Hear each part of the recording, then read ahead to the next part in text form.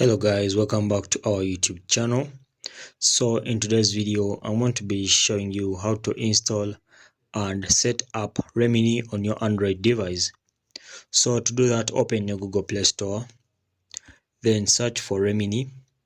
So as you can see, Remini is an AI photo enhancer, and it's a tool that is being used by many people to do many AI generated photos and many more things.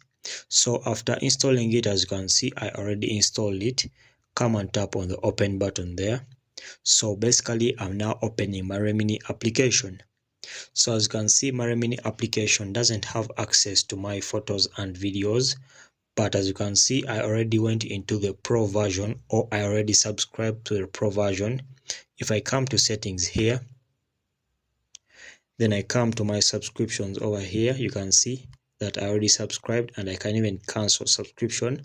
So it is always advisable to subscribe for the pro version so that you can get good features in Remini, okay, or you can get unlimited features.